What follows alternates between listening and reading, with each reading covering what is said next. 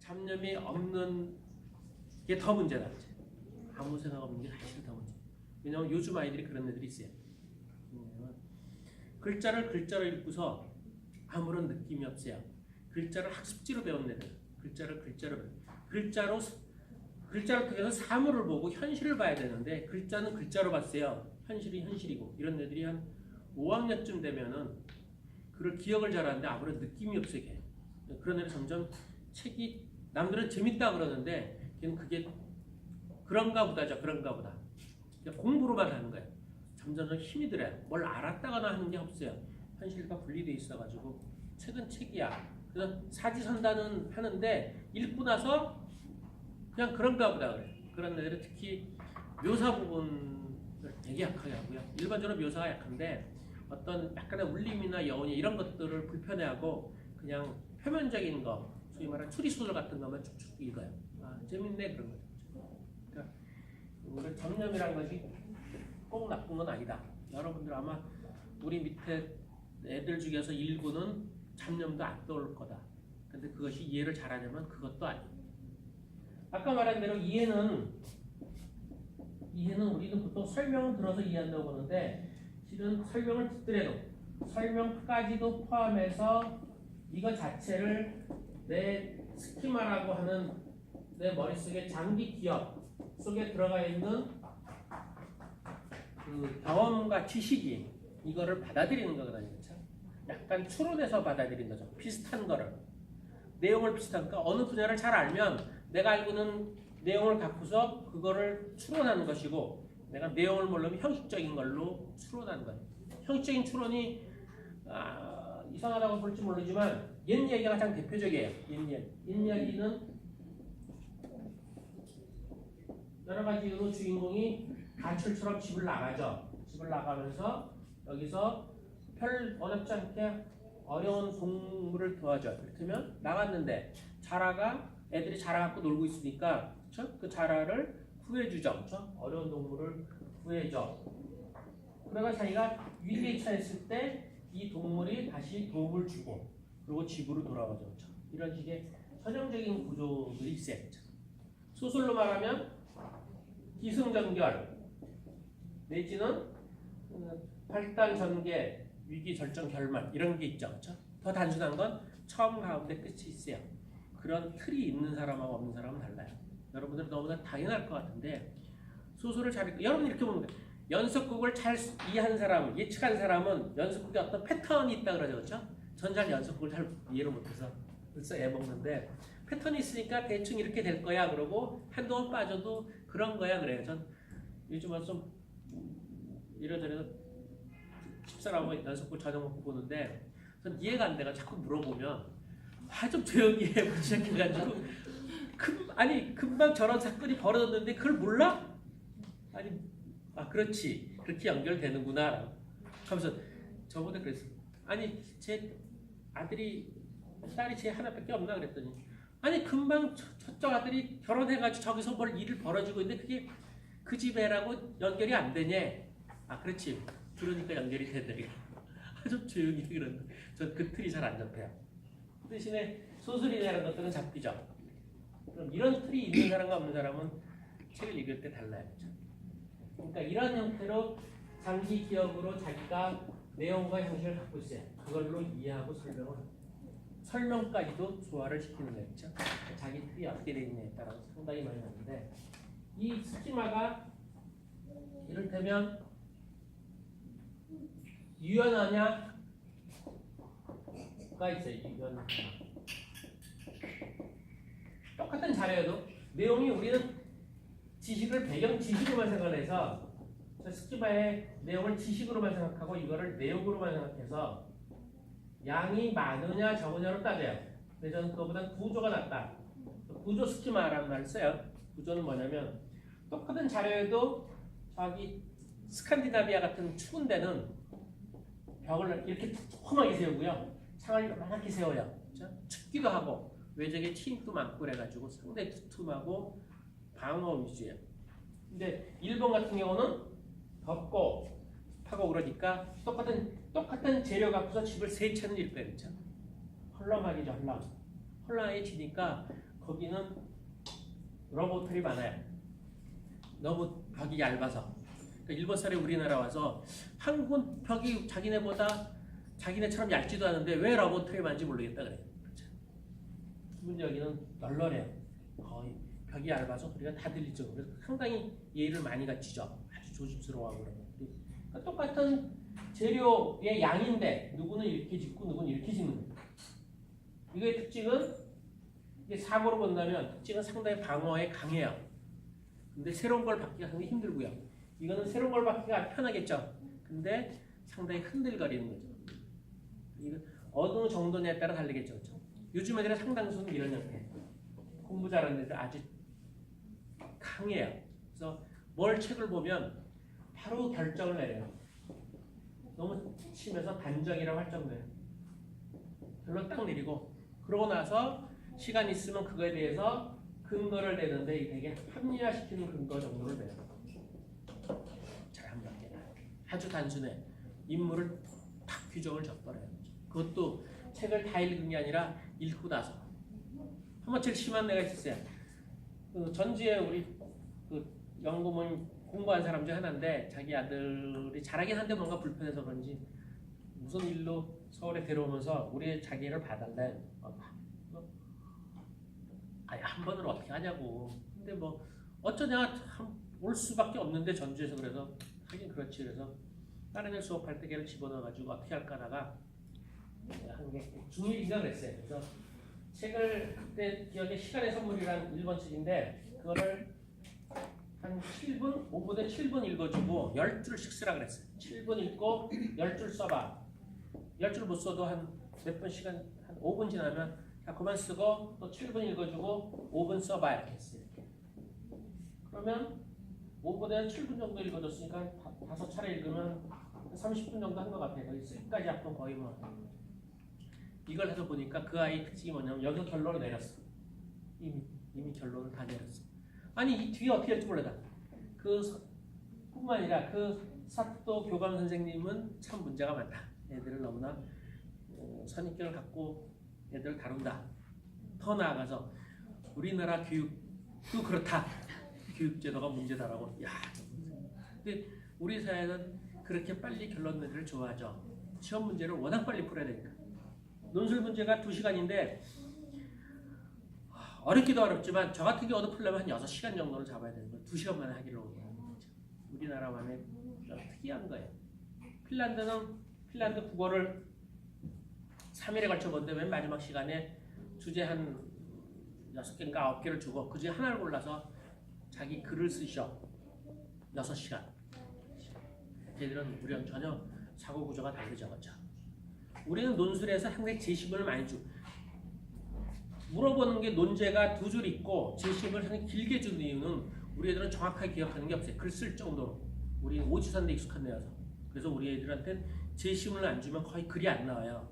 근데 걔들은 그렇게 않기 때문에 자기 관심 있는 건 자기가 기억하고 글을 써보면서 기억을 했기 때문에 걔들은 프랑스 바칼로니아 이쪽 애들은 논제만 줘요. 제시문 없어. 자기가 알아서 사례를 다 자기가 들어서 쓰는 거예요. 정확히 기억해 쓰는 거. 자기가 우리 애들은 자기가 일단 주어진 거에 대해서 최대한 빨리 결정 내리는 과정 한다고. 그래서 새로운 걸 받아들이기 그렇게 힘들어요. 근데 교과서는 쭉 이어져 있죠, 그렇죠? 아무래도 초중고가 역사책 보면 점점점 좁아지는 게 넓어지겠죠. 어떤 방향이 있어요. 거기와 다른 생각 같은 걸 상당히 받아들이기 힘들고 우리도 약간 그런 편이었는데 요즘에는 훨씬 더 심해졌어요. 왜냐면 시험을 보면서 끊임없이 거기에 길들여졌기 때문에 사고가 길들여졌기 때문에 사지선다를 자꾸 하느라고 자기가 글을 쓰거나 자기 생각을 표현하거나 이런 걸 거의 안 해서 자기 생각이 이렇게 정보 형태로 지식은 많은데 이게 체계화되지도 않을 뿐더러 이거 상당히 완고한 형태예요. 참 그러니까 소위 말하는 소통이 안 되는 거지. 소통이 안 되고 자기 고집만 부리고 공부 잘하는 애일수록 근거는 잘 되지만 그것과 다른 반론을 핀다거나 이런 건 못하거나 뭐 이런 형태. 우리가 독서 능력을 얘기할 때 그 가장 중요하게 생각하는 게 그죠? 능력이라 그러면 지식이 아니라 지식보다는 능력이 더 필요하다. 그거는 큰 틀에서도 그렇고 작은 틀에서는 우리 학교가 너무나 지식만 가르치니까 심지어 학교, 사교육 전부 다 지식만 가르치니까 그거를 뒷받침할 수 있는 능력이 필요하다라는 측면이 아니죠. 이건 현실적이에요. 그렇죠?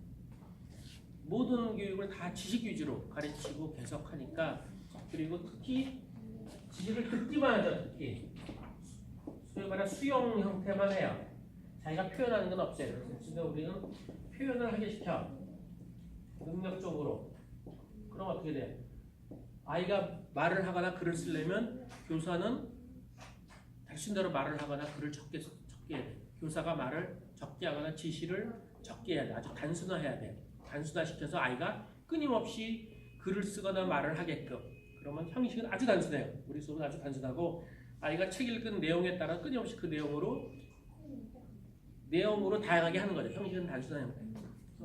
표현을 많이 하게 하는데 그거를 능력에 초점을 두는 걸 주로 하는 거예요.